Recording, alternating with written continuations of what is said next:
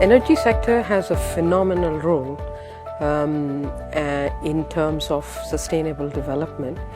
On one hand, energy is needed for running the economy in an efficient and an effective manner, given that particularly in Asia Pacific we are a region with large energy deficit, but also it's lifeline of household, it is the lifeline for the industry, it's lifeline for water supply availability, so it cuts across virtually all the sustainable development goals. The major sources of greenhouse gas emission is from the energy sector, mainly from the burning of fossil fuels, coal, natural gas and oil, of course.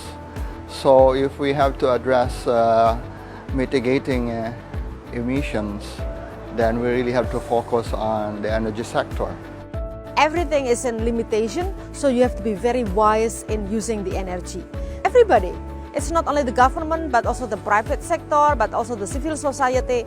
It has to be the consensus that to fulfill the energy needs for the people in an electrified area, it has to be everybody's responsibility.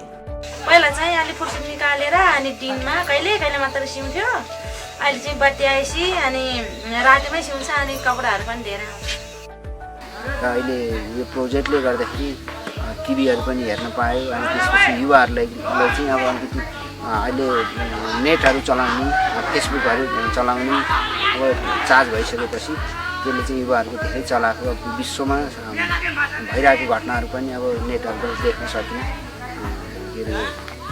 फाइदा चाहिँ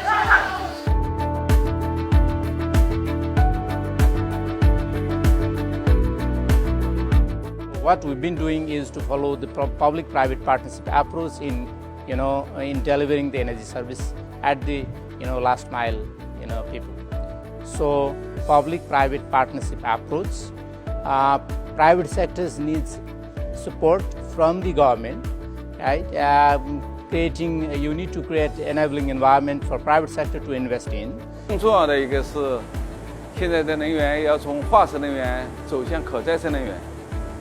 作为企业来说，毫无疑问，我们还是应该用创新的方法，让可再生能源变得更加的便宜，能够让太阳能走进千家万户，让太阳能无所不在，让太阳能能够和各种应用相结合。 For any development projects that we do, we look at from the perspective of community development, because in the perspective of community development, you look at the different processes and dimensions that these are being done by the locals and also the stakeholders in general. So one, we make it a point that when we access energy and we scale up this energy usage, we are actually mobilizing the community.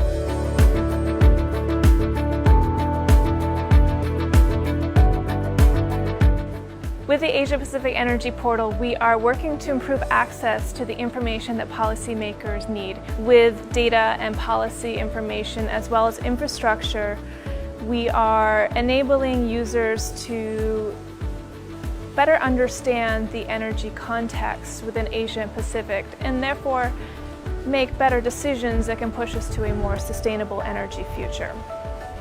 We're combining data, policy, and infrastructure information in an interactive and intuitive interface that reaches a broader audience within our region.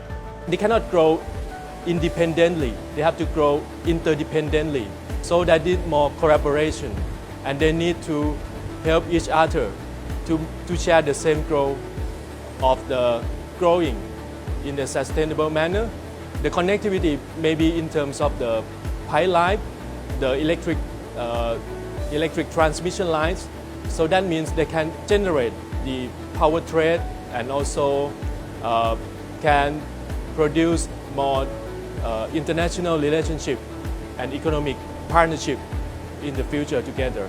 And ESCAP set up the Committee on Energy, which is already at the member states' request, which will meet the demand from the member states to provide the support for the member states. And we hope through the Committee on Energy, we will develop a joint development plan for sustainable energy development in Asia. At the same time, we will get the more advice and the guidance from our member countries for regional cooperation in Asia and Pacific for sustainable energy to achieve the sustainable development goals.